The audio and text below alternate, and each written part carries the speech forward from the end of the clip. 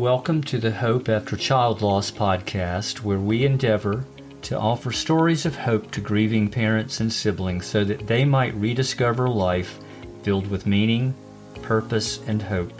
We invite you to come and join us. Hey guys, I'm your host Greg Buffkin, and we are so glad you could join us for today's episode. So my guest today is Jeff Rollins. And Jeff, just wanted to say welcome to the podcast this morning. Thank you very much. I'm excited to be on it. Yeah, man, we're glad to have you this morning. So, Jeff, before we talk about your story and about your ministry, how about take a couple of minutes and just tell us a little bit about Jeff and about your family? I laugh at that because I'm always like, how much do you want to know? Because less than an hour. How about that? There we go. So my life, I love the life that God's given me. Grew up as a missionary kid in South America. Went to boarding school in Ecuador. My parents were in Venezuela, so had that experience of growing up overseas. A lot of different cultural things that I've learned. Speak fluent Spanish. Went to college, or I was in South America up through high school graduation, went to college in just outside Chicago, Wheaton College. And when I just studied international relations and then decided to become a youth pastor. So completely two different things. And met my wife right before senior year of my college career. And we met at a missions conference. Shortly after, about a year and a half later, we got married. She joined me in San Diego as a youth pastor, where we lived for about 8 years. As pastor, I started working at a high school, which is what I'm doing now, teaching English. But I took a break for a little bit in between there. We moved to Texas in 2011 to eventually go overseas as missionaries as a family down to Ecuador. So we lived there for 2.5 years. And then we came back last 5 years up until this past year. I've been focused on working with our nonprofit, starting that and getting it up and running. And then this past year, we decided, or the summer of 2022, decided it was time for me to go back to the classroom. So I took a job teaching high school English, teaching seniors, and I'm finishing up my first year back in the classroom after 8 years off. Yeah. Which has been a blast. It's been fun. I love it. I love being back in that environment.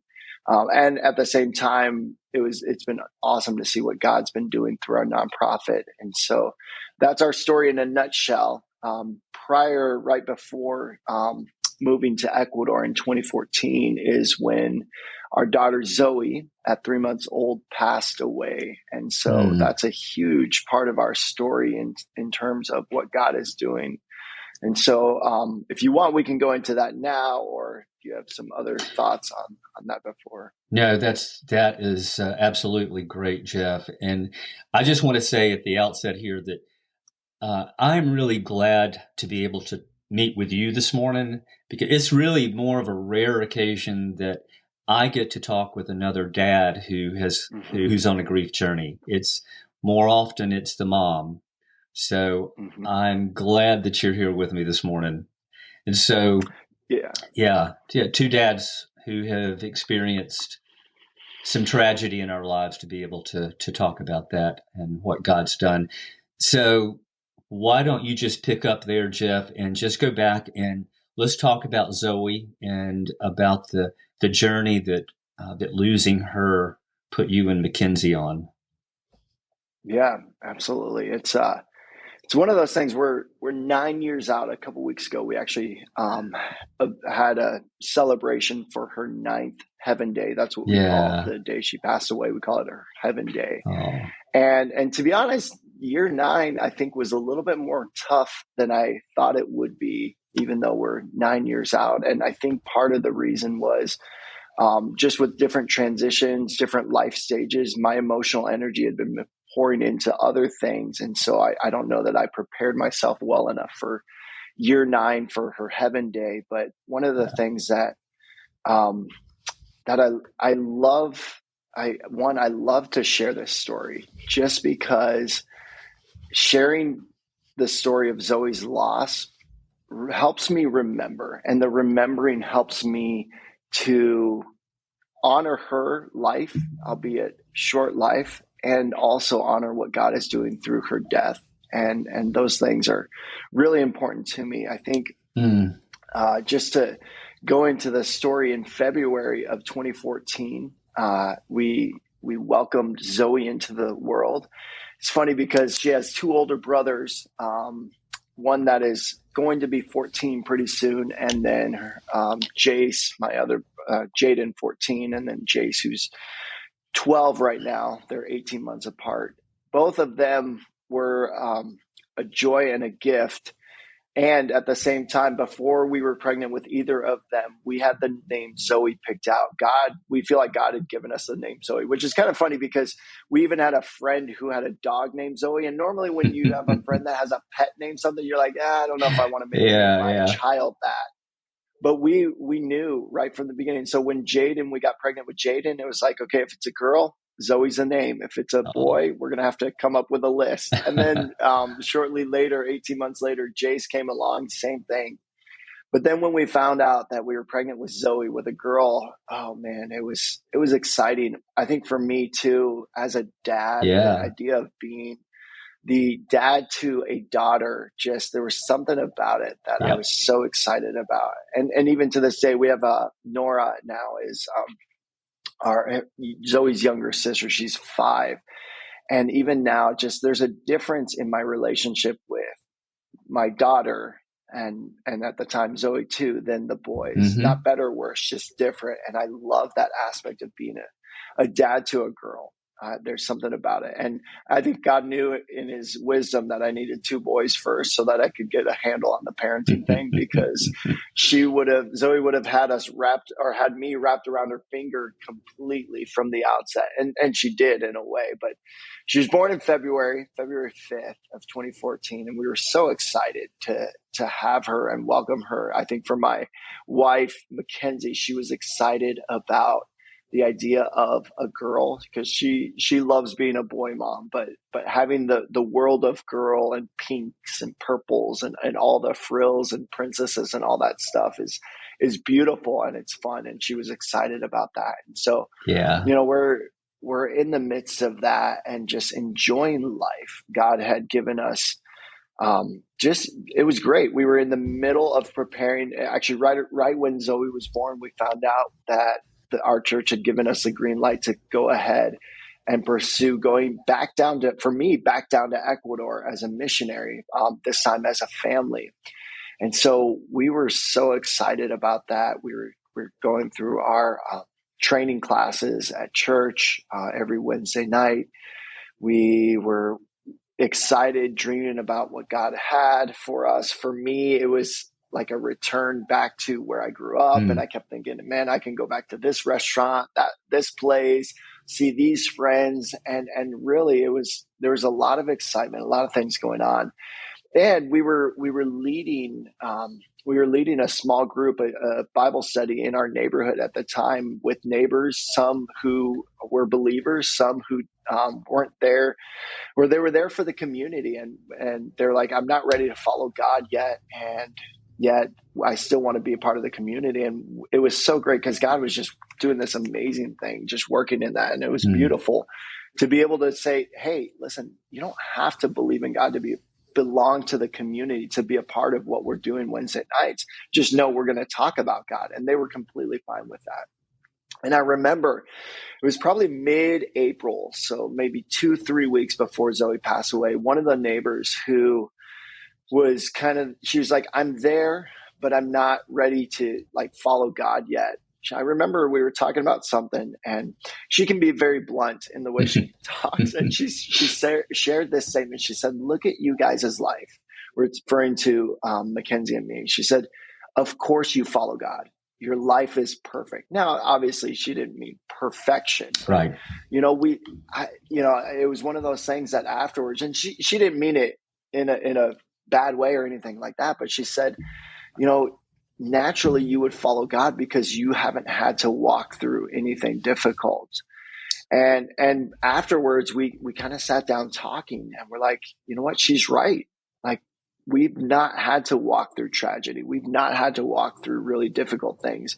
We've gone through our fair share of struggles, marriage wise, parenting, all those things. But God had always been good to us and always walked us through. And so up to that point, I get it. It was, we're the proverbial, family with 2.3 kids, got a house, upward mobility. While we weren't getting promoted in our job, we were moving on to our dream of becoming missionaries, which was a heart thing for us. Like God had given us this passion to be missionaries, and he was about to fulfill that in us. And so we're like, yeah, I get it. I can see why. And at the time I did not have an answer for her as to, even in that, we still follow God. But fast forward a few weeks later, I remember we got a phone call from the babysitters because Zoe was at the babysitters along with her two older brothers and just an in-home daycare.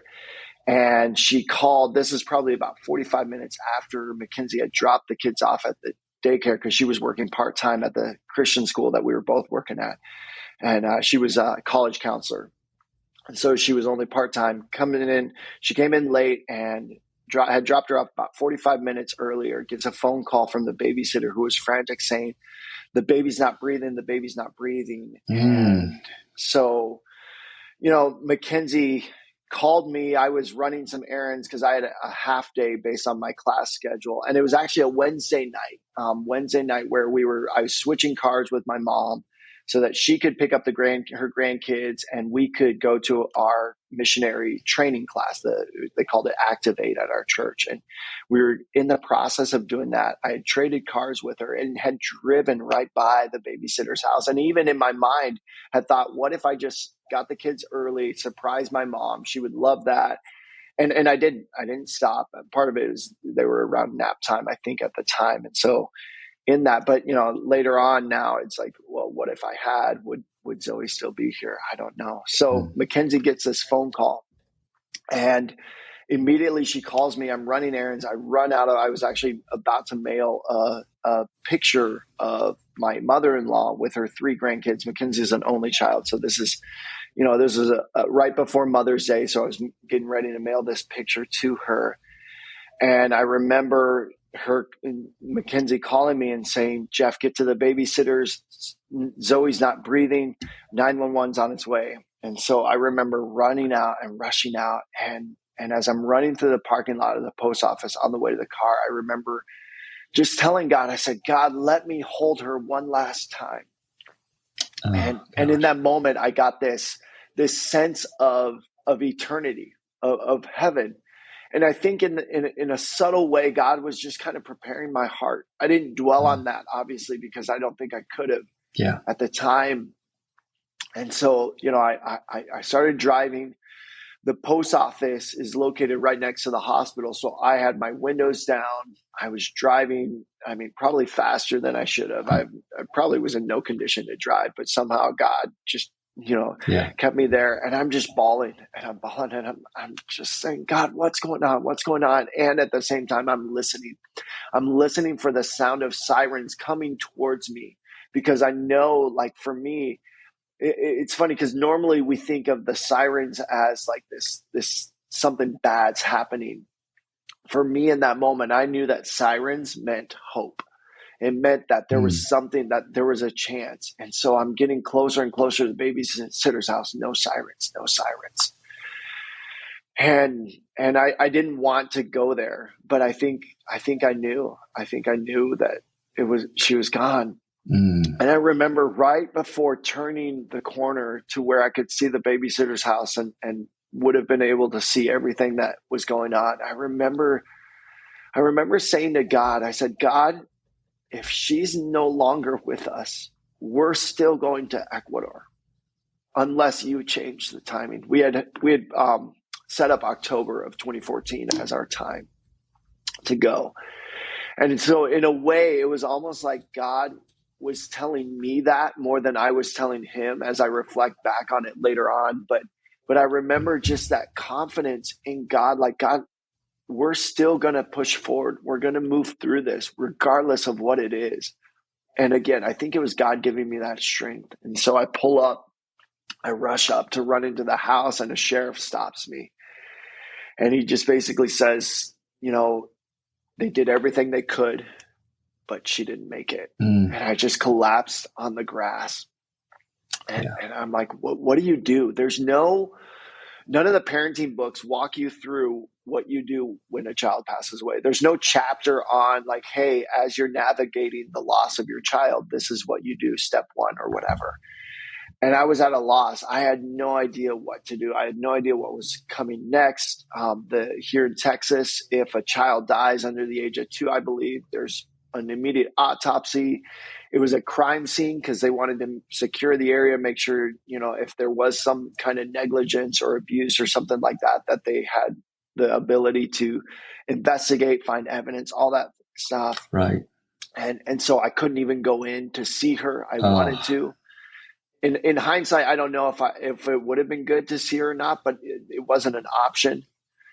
And so as I'm on the grass, just kind of crying, and I hear my mom say, she said, "Jeffrey, they don't know why you're crying."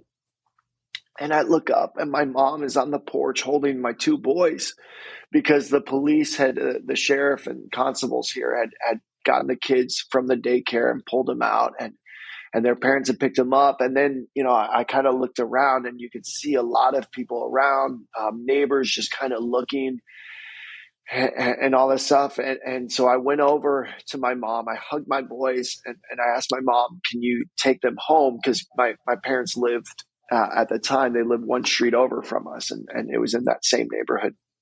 So she took them. And then I'm standing on the driveway by myself. I don't know what to do. Our church had already been notified, so I knew there were people on the way to come be with me. But at the same time, I was just standing there in the driveway, and I get a message from Mackenzie, and she said, "Do I go to the hospital or babysitters?"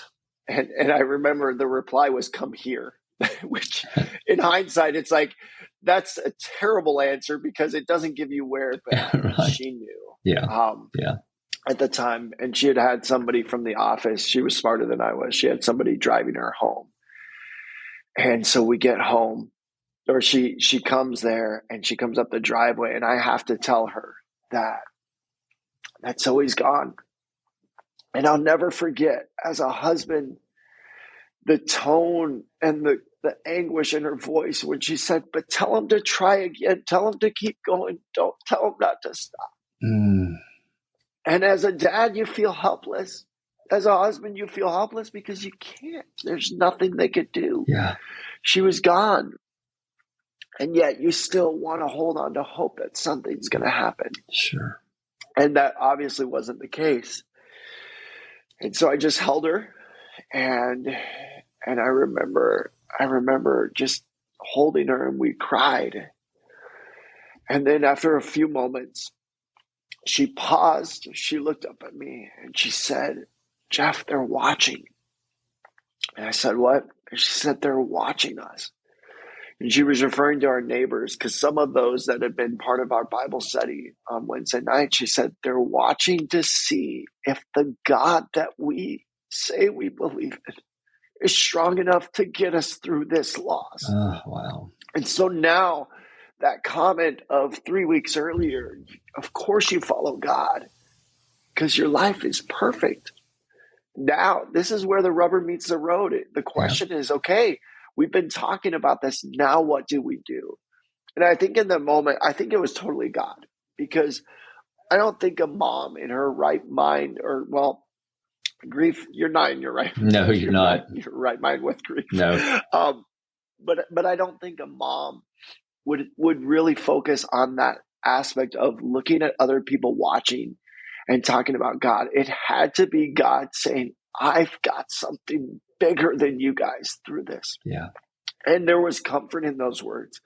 There was strength in those words. There was a peace in those words, even in the midst of the hurt and the heartache. There was something beautiful that God was beginning to birth in us. And what we realize now, I should say, is that all the times that we had in our lives turned to God in the little things, allowed us to turn to him in this huge tragedy in a way that we're like, we don't know where else to go. Right. We can't. And so God in his just sovereignty and wisdom just said, I've got you. And so right after that, my wife, she's so amazing. Right after that, she goes up and she asks, she's like, how's the babysitter doing? Because we were worried about her, thinking it was her fault. Right. It wasn't her fault. What we found out later through the autopsy is it was SIDS, sudden infant death syndrome. Yeah. And there's no, like, there's some theories out there as far as what it is, what causes it. But even then, nobody knows. It's just something that happens. And in that, we just had a sense that she hadn't done anything. And so we found ourselves in that moment trying to comfort her husband, saying, you didn't do anything wrong. It's okay. It's going to be okay. And I think from then, that moment on, like, God just shifted our focus. And it was our loss. Yes, it's our story of loss. And at the same time, God said, I have something amazing and big planned for this. Now, we didn't know what that was. We just had this sense of it. Because I remember shortly after that, because we had to kind of stick around for questioning by the sheriffs and the constables. And so we're standing there on the lawn. And I remember the senior pastor of the church that eventually sent us down to Ecuador, and another pastor are standing next to me, one on each side. And I remember just out of the blue, we'd talked a little bit, and it was beautiful because they were just present with me. They didn't try to say anything. Mackenzie was with some other friends as well, just all of us right there. Yeah. And I remember saying, just out of the blue, it was, again, this isn't me. These are God things. I remember saying, Satan, you cannot have her death. And it was just like, who says that? No. Who says, right, they're watching us? Who says you can't have her death? But basically and I said it aloud. I probably sounded really weird to anybody who didn't know that I was a believer, didn't know about God. They're like, what is he talking about? But it didn't matter, because I was declaring in that moment that death, her loss, would not be used by Satan. And in a way, that was our act of surrender, saying, God, you allowed this, because in his sovereignty, he could have stopped it. And he allowed it to happen. And I don't know why ultimately. I know what he's done through it. But ultimately, like, why me? Why us? There's never going to be a satisfying answer for that. But I do know the what, and I see it. And having that moment to say, Satan, you cannot have this, as my act of surrender and saying, God, this is your story. And I'm going to let you use the story in whatever way you want. I think that was a huge turning point. And it was right from the beginning.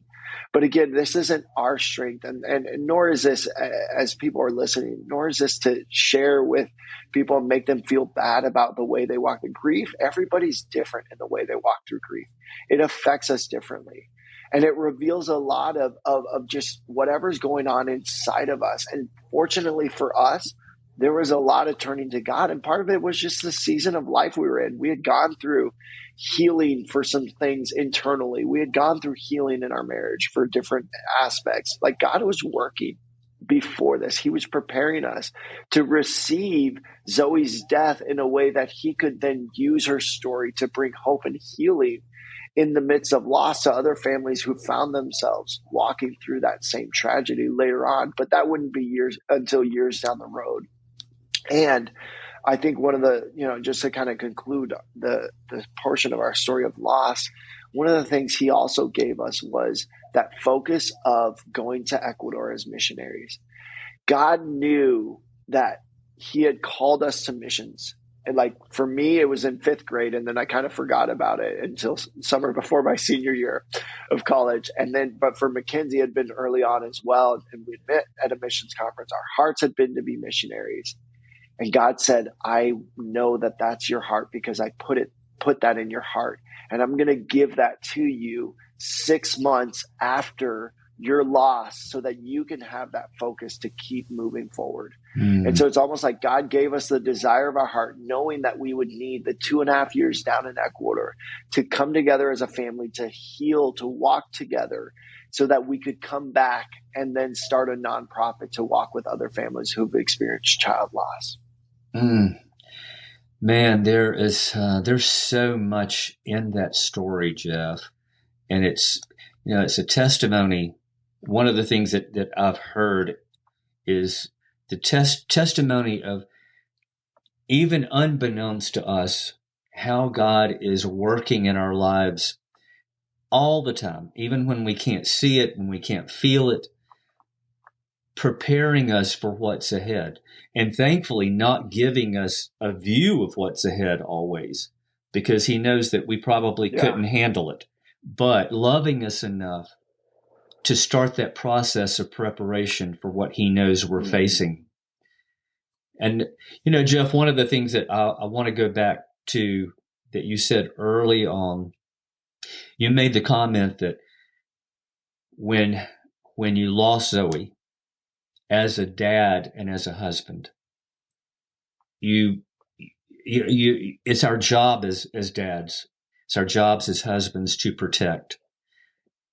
And when something like this happens, it leaves us feeling so incredibly helpless, and we don't know what to do, and we don't seem to be quite as well equipped as our wives to process a lot of this, especially the emotional aspect of it.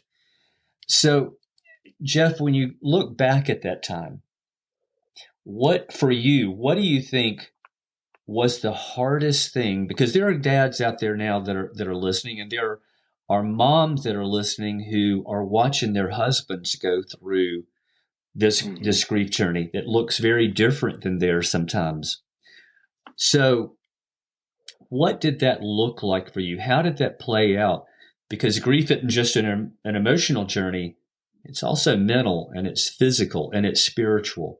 Talk a little bit about that and how you and Mackenzie interacted during that time. Yeah, I think the first thing, like what you were saying, you feel inadequate as a dad. Yeah. Like just completely lacking, because one, you're not prepared for this. There's no, none of our birthing classes talked about what to do if the child doesn't make it. Nothing. There's no preparation for child loss. And it's only a preparation or a how do you do it afterwards. Yeah. And so as a dad, and this is my personality, I want to be prepared for what's coming, so that I can lead our family through it. That's just kind of my personality. And if I don't know what's coming, I feel inadequate. I feel ill-equipped. I feel nervous. I feel like I can't get a grasp on what's going on. And so that's, just on the situational part, completely powerless. Yeah. And at the same time, knowing I should be the protector, I should be the provider, I should, based on just what I see in scripture, that's my role as the head of the family. Sure. And feeling woefully inadequate, all I can do is turn to God and say, God, I don't know. I literally don't know. And I think in a way, our role as fathers is tough, and we are so inadequate because we're flawed. Yeah. But at the same time, I think God's like, that's okay. Because I'm the perfect father. And so I want you to come to me to find that. And we can oftentimes be really hard on ourselves when we don't know what to do, or when we feel like we do things the wrong way, quote unquote, or we don't do things well. I don't think God looks at us that way. I think God just says, it's okay. Like you can do this. You can keep moving forward.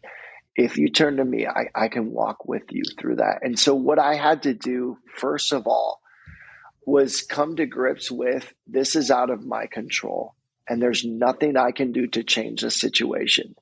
As much as I had hoped, I remember thinking, like, longing for somebody to make a phone call and be like, hey, Zoe's with us. She's okay. She's still alive. And I think in my head, thinking this absurd thing, like, you just kidnapped my baby, took her away for a day or two, and now she's alive. And I'm not even mad that you did that because she's alive. Like, just that irrational thought. Yeah. And I just had to say, that's not there. I had to surrender the woulda, coulda, shouldas that I thought that I could have done differently or should have done different, all that. Because those questions can eat us alive if we're not careful. And so first and foremost, I had to come to the point of surrender in my grief to where I'm like, I don't know how to do this. And then turn to God and ask him for help. And it wasn't like God, audibly spoke to me, now you do this, now you do that. But what he did do was he gave me certain steps to do of promptings in my heart. I remember that first night, I don't know that I slept at all. Yeah. I laid in bed, tried to sleep, maybe got 20, 30 minutes here and there. I don't know. I remember it was funny because Mackenzie, when she sleeps, we have a king size bed and she likes her own hemisphere when she sleeps. But that night we did not let go of each other. We did not want to be away from each other. Yeah. And so I remember at one point, like, nights are the worst to me in grief. They are the absolute worst because you're supposed to sleep, but you can't. Right. And it takes time. Like, even to this day, I don't know if my sleep is fully recovered to what it was prior to grief. And I'm 9 years out. Yeah. And again, I don't know if that's grief or other stuff, but I know that I don't sleep the same way that I did before Zoe passed away. And so I remember at one point the next morning, so she passed away on a Wednesday. Thursday morning, finally at like 5 o'clock, I'm like, I'm done with this. I've got to get up. And I remember feeling this prompting in my heart. And there were three things that I felt like I needed to do. And I told Mackenzie this. I said, listen, I'm going to get up. You don't need to get up. I'm going to get up. I need to shower. I need to shave. And then when you get up, I need to make the bed. And I said, because if I don't do those things today, I don't know if I'll do them tomorrow. And if I don't do them tomorrow, who knows when I will do them next. And so it was almost like God was saying, I need you to get up, or you need to get up so that you move forward, take a step. And so I got out of bed, I showered, and I shaved. And then when Mackenzie, because she didn't want to be in bed by herself, she got up and she just sat in the bathroom as I was showering. And after I got out, I got dressed and I made the bed. And then a little bit later that morning, I looked at her and I said, I need to go up and I need to sit in Zoe's room. And I said, again, you don't need to do this. I need to do this, but you're welcome to do it with me. And I said, because I don't want that room. I don't want to shut the door to her room and not be able to open it because I'm afraid to go into the emotions that are going to face me. Yeah. And so right around probably 10 or 11 o'clock that morning, I went up to her room and I sat in the rocker that I had sat in for so many hours with her. And Mackenzie sat with me and we just prayed. And we sang in my god-awful voice and tone and all that. We sang worship songs. And I remember doing that. There was something that God broke in that. And I think it was the power of fear over that room. Yeah. And again, this is my journey. This isn't to put this on other people, but that's what I had to do. Yeah. Jeff. And so, go ahead. Let me interrupt you for a second and ask you a question. Yeah. Thinking about all that you've just described the morning after, how much of that did you feel like doing? I didn't really, honestly, it wasn't because I wanted to. Right. I felt like I had to. Like there was no desire in me. Honestly, I remember, like, even the night before, like I understand substance abuse a whole lot differently now. Sure. Not that I've struggled with it, but I knew, I remember telling Mackenzie, if we had like hard liquor in the house, like I don't even think we had any like beer or anything. I said, if we had had hard liquor, it would have been done that night, because I did not want to feel the feelings I was feeling that day. Right. Like I didn't, that suffocating, oppressive, like almost like you have to will yourself to breathe feeling. I didn't want to feel that. And so I didn't want to get up and shower. I Right. didn't want to do that. I felt like there was just this urge that if I don't do this, Yeah. I don't know where I'm going to go. And in a way, it was a fear. I think it was a good fear. Like Yeah. we often talk about fear being this negative. God gave us the emotion of fear, and a fear can be a positive thing as well. I feared slipping into a dark hole, and I knew that if I didn't shower, that was the first step into that dark hole. And if I didn't shave, and if I didn't make the bed, those were those steps descending into that dark hole, and I didn't want to go there. Right. And I think it also goes to the importance of being intentional about making difficult choices and decisions when our emotions are screaming the opposite, because you're emotionally drained and exhausted, physically as well. And I would throw mentally in there as well. But there is power and there is freedom that comes eventually from making those difficult choices to do things that we normally don't even have to think about. But when you're in that state of the early stage of grief, you're in such a stage of shock and your emotions are all over the place. The fact that you get up and you make a conscious decision to do something that you know is healthy, but it's in direct contradiction to your emotions. Yeah. And with that, I think one of the things, again, I think part of the reason women are better, I don't want to say better, but walk through grief, I think, more rapidly than we do as men, is because they have an emotional language and vocabulary that they're used to. Yeah. I think we oftentimes are afraid of emotions because we don't know what to do with them. Right. And so instead of processing them, we just kind of shove them. Well, that doesn't work, because eventually they'll come out. But emotions are, in a way, we look at emotions as positive and negative, but emotions are indicators. They're not a positive or a negative. They're indicators of what's going on in our lives. And in a way, I think as a church, because I've grown up in the church my whole life, we've downplayed the value of emotions. We've taken this idea that emotions are not valuable. Right. Emotions aren't important. In fact, oftentimes, or let me say this: we have extremes in the church in general, where you've got the completely emotional side of worship, where it's all about emotions, and you got the other side where it's like it's not about emotions. And there's this balance that I believe God has for us, that He gave us emotion. He's an emotional God. Yeah. Look at the God of the Bible. You look through the Old Testament. He is an emotional God. He is moved by emotions. He's moved by our emotions towards Him. He has compassion. He will look on people in their deep cries, and He is moved to compassion. So God is a God of emotions, and therefore I believe our emotions are valuable. And our emotions, what they are, they're indicators of what's going on inside of us, and they also give us energy with them to deal with what's going on. So, for example, when I feel an emotion of loneliness, and this is something that is not from me, but I've done a lot of work with emotions through listening to podcasts, reading a lot of stuff, both for my personal journey of healing through my life, as well as grief, as well as walking with others. And so all of this there's a whole lot of different sources that I can't even pinpoint exactly what I'm telling you from where.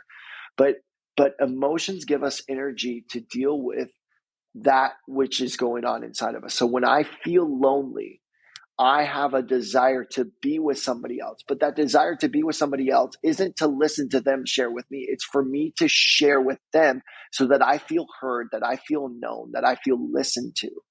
And so it comes with that urge and that desire. But when we deny that emotion and we don't pay attention to it, when we don't process what's going on and ask ourselves the question, okay, I'm feeling this. What is driving that feeling?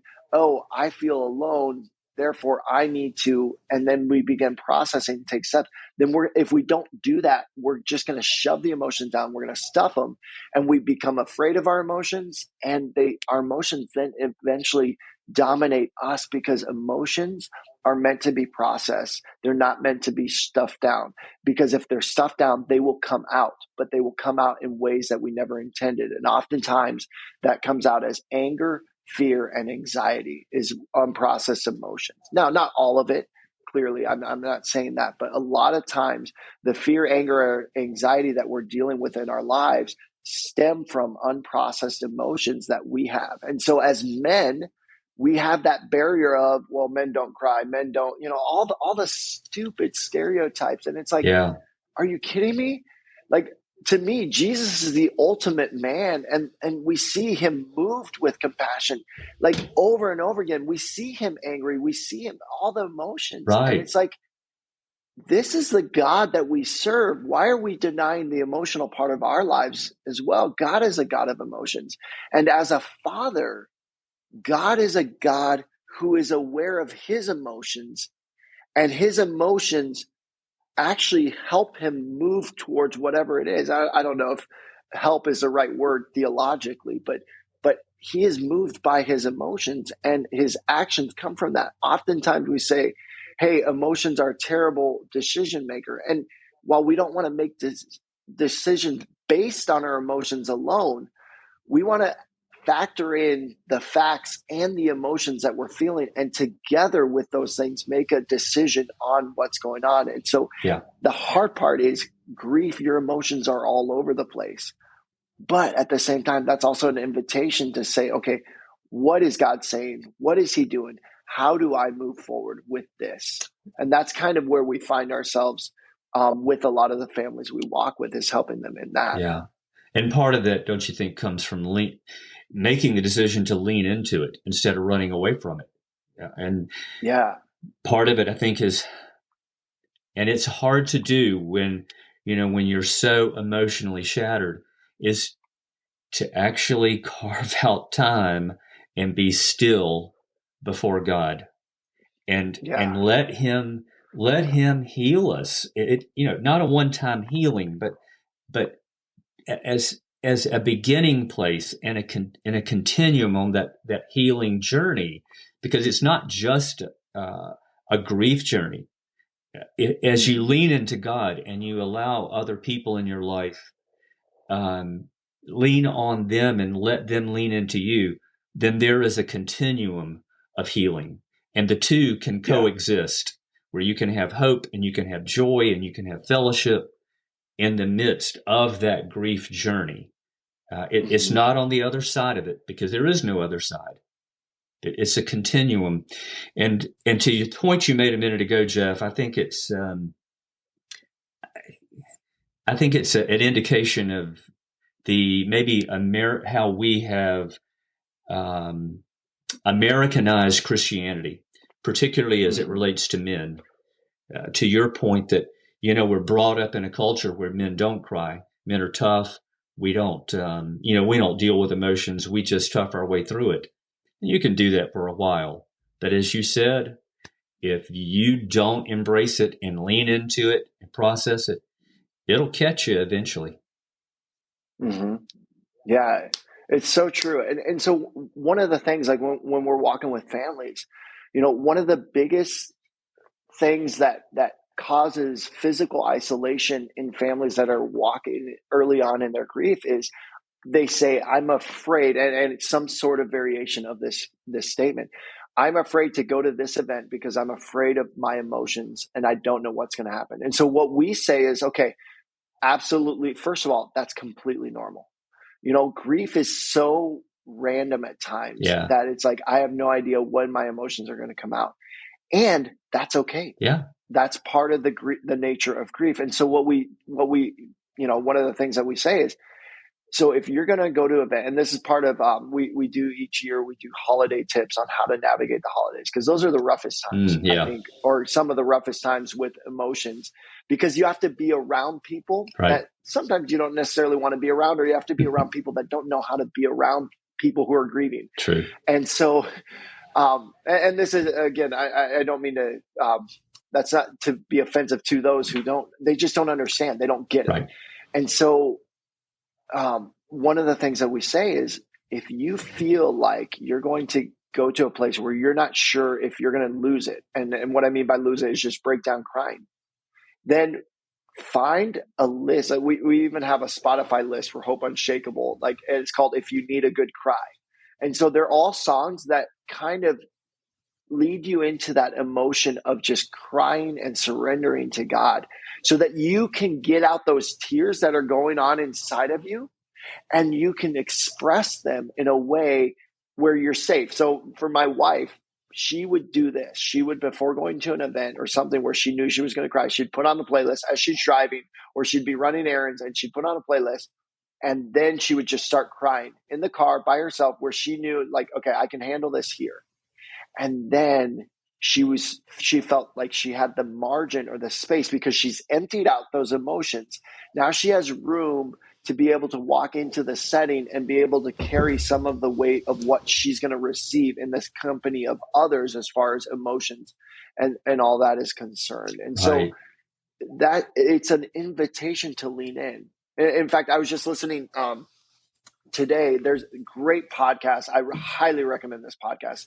I listen to so many podcasts, but this one I'm currently binging right now is The Place We Find Ourselves with Adam Young. Just absolutely phenomenal. The Place We Find Ourselves is the name of the podcast? Yes. The Place We Find Ourselves. Adam Young, AdamYoungCounseling.com. And listen, I have no relationship whatsoever with him. So this is a complete endorsement without him knowing. But this morning I was listening to a podcast, and he made this statement. He said, our tears are an outward sign of confession. And when he uses the word confession literally means to state in agreement with. And so what he's saying is, our tears are a physical manifestation of what's happening inside of us. In other words, that my tears of grief are confessing that I am in pain because of loss. And that's a valuable thing. In fact, if you look at scripture and you look at what God talks about with tears, God values tears. Tears are valuable. And with that, if Jesus weeps, Jesus, who was fully God, fully man, if he enters into the activity of weeping, as we see in John with Lazarus' death, he dignifies weeping. Because God cannot participate in something and not give it dignity. So I can look at that and I can see, wow, if God in flesh, if God taking on my body, obviously not my body, but God taking on human form, coming down, walking through, living emotions, if he weeps, it means there is value in weeping. It means that that is something that I can participate in. And so I think we need to remember that if Jesus participated in weeping, which he did, then that is something that there is value in that for us as well. And it's a right, true expression of the situation, specifically Lazarus' death. Obviously, we're talking about child loss. Again, the weeping is a valuable exercise in that as well. That is so important. Jeff, I want you to take a few minutes before we close out to tell us a little bit about your nonprofit. I think the name of it is Hope Family Care, right? That is correct. Yeah, tell us a little about that. Yeah, so when we moved to Ecuador, we thought we were going for life. God said, that's nice. I have other plans, which he's been doing for so long. Funny how he does that, right? Yeah, I know, right?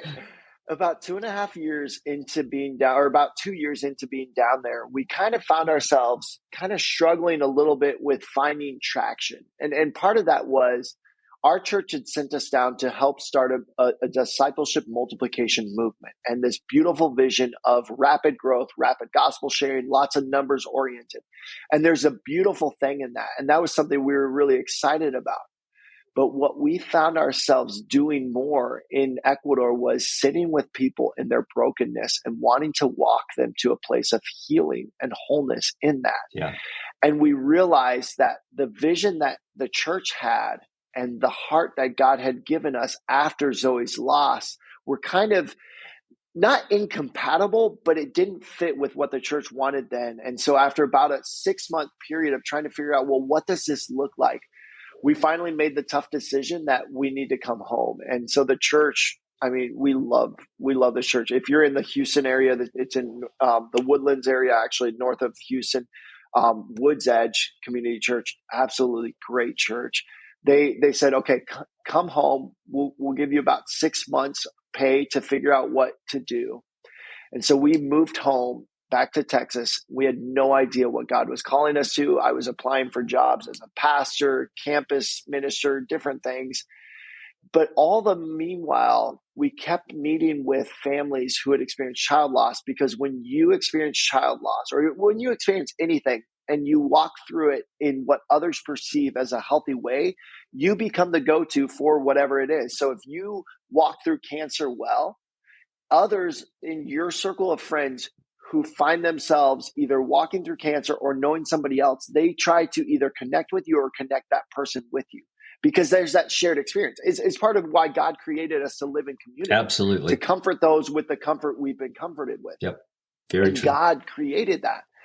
And so we would have people connecting us with these families, and we just found so much life in being able to walk with them and step into that tragedy and say, listen, in the midst of this loss, there is not just life surviving on the other side of it, but there is life where you can thrive and you can be, you can have joy and pain. You can have this sense of gratitude and loss at the same time. Like, God created us as dynamic human beings, especially emotionally. And it's not black or white. Like, we have ranges of emotion. And so what I love is that we're able to walk with these families. And so we were doing this. And at one point, Mackenzie said to me, she's like, where do we sign up to do this? Where do we sign up to just walk with people who are experiencing child loss? Like, there's no job position for that. And so we were going through that. And then a couple in our church, they experienced the tragedy of their 2.5-year-old daughter running out behind the trailer as my friend was backing out. Oh, gosh. And we stepped into that situation, and it was tough. And, it happened on a Monday night. Wednesday, we met with the couple, the parents, and then, Mackenzie met with the mom. I met with the dad, and God just did this amazing work in him in that time, to where our senior pastor texted me on Thursday. He said, I don't know what God did through you, but he is a different person.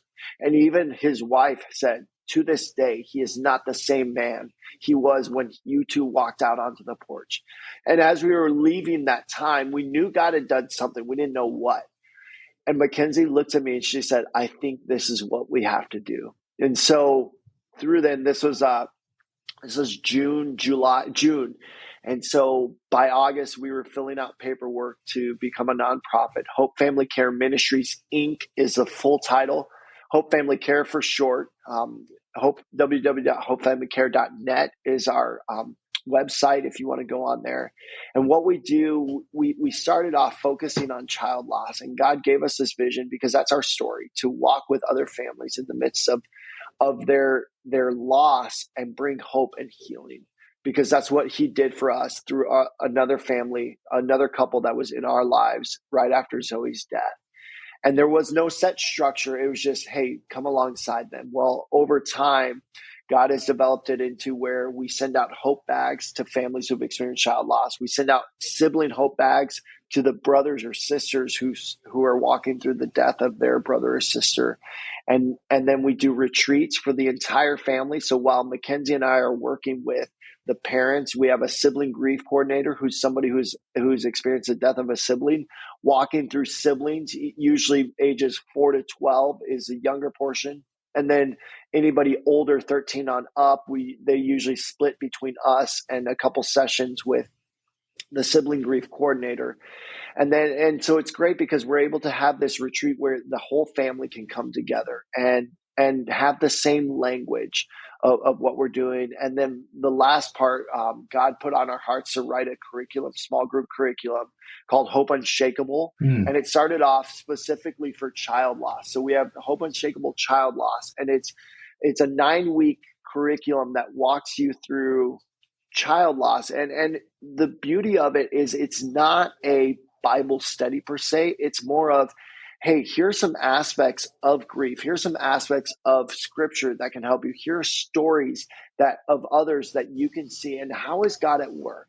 And so as the participants, the families walk through this, they're able to process. And so each week they come together, and we lead these in Zoom, or some churches have them in person if they're large enough to be able to have a group in person.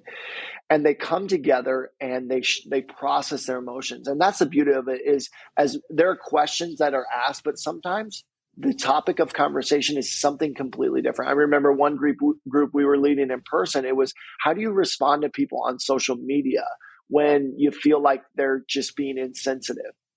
And that's nowhere in our curriculum as far as social media. And at the same time, that's exactly where that family was, and a couple other families. And so we're like, hey, this is what God is doing. They need to. And so we walk through that.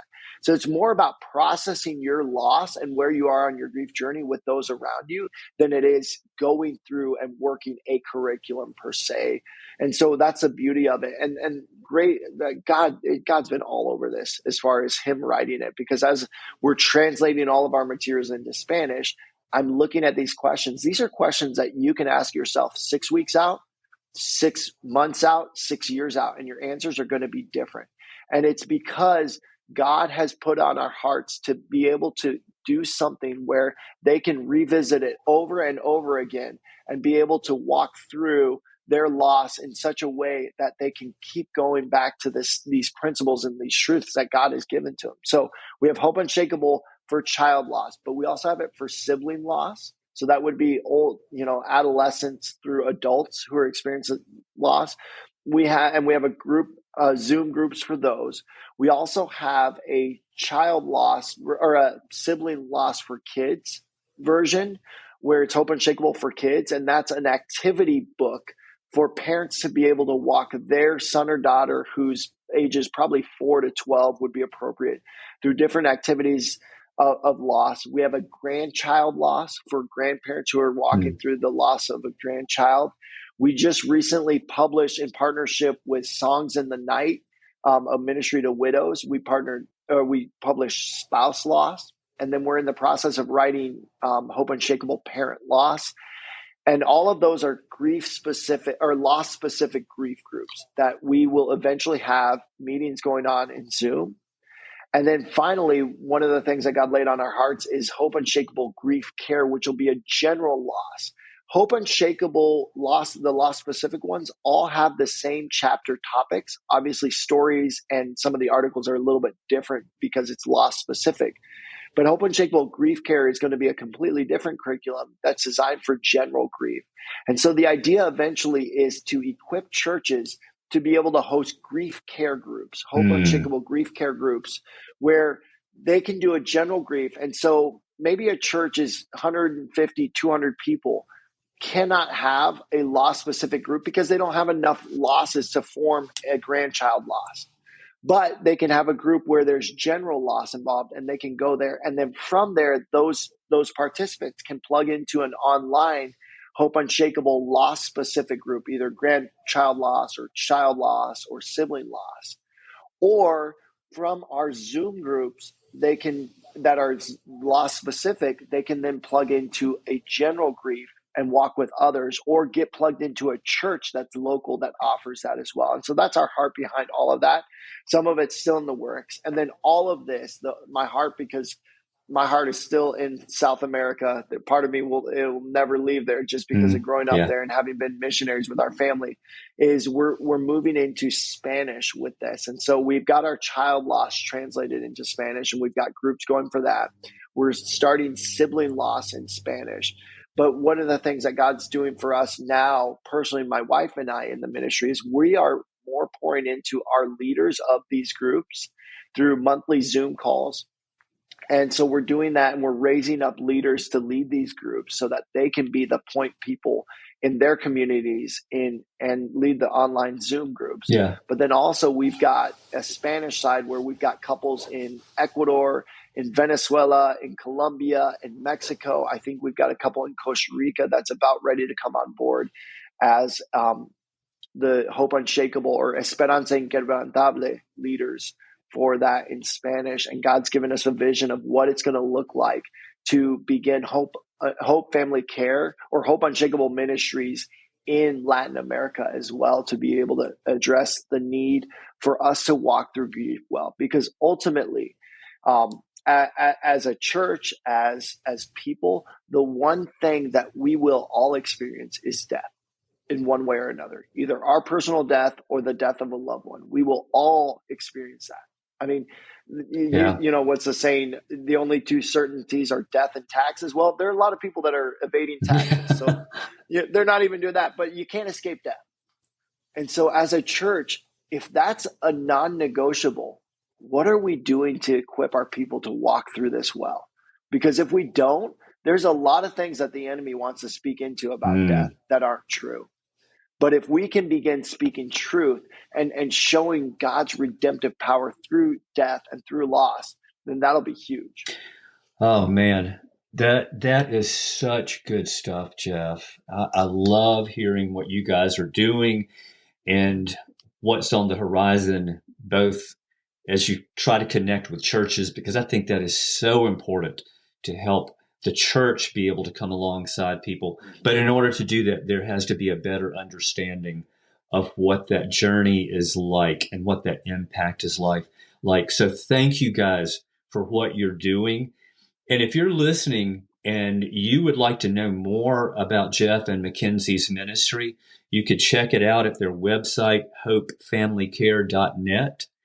and find out more what they're doing. And if you would like to plug into some of these resources, I'm sure that Jeff and Mackenzie would love to be able to help you with that as well. Absolutely. Jeff, I want to thank you so much for being our guest today. Thank you for trusting your story of your sweet Zoe to us, to all who are listening today. I know that God's going to use your story to touch a lot of lives, because there are people listening today who needed to hear exactly what you shared. So thank you so very much. Yeah, thank you, Greg. I appreciate the opportunity, and I love how you are also saying, you know what, God, I didn't ask for this to be a part of my life, right? But I'm going to let you do what you want to do through this story, and giving it to Him, and stepping out in faith and saying, hey, I'm going to put this out there. I'm going to make this podcast, and because I think people need to hear it. I love that. I think the more that we can normalize talking about grief, the better we will be equipped as a society to walk through grief and tragedy. I completely agree.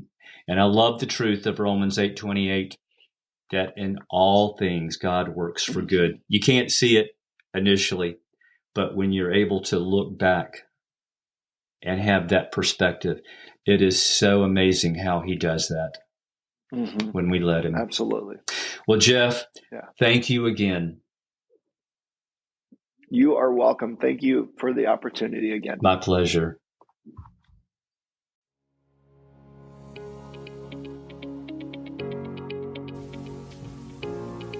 If you find our podcast meaningful, we invite you to follow us so that you can automatically receive the latest episodes. Also, we'd like to invite you to contact us and talk with us about sharing your story on a future episode, because every story is important and matters to God. Please reach out via email at hope@emptychairendeavor.com. That's hope@emptychairendeavor.com. And as always, thank you so much for listening.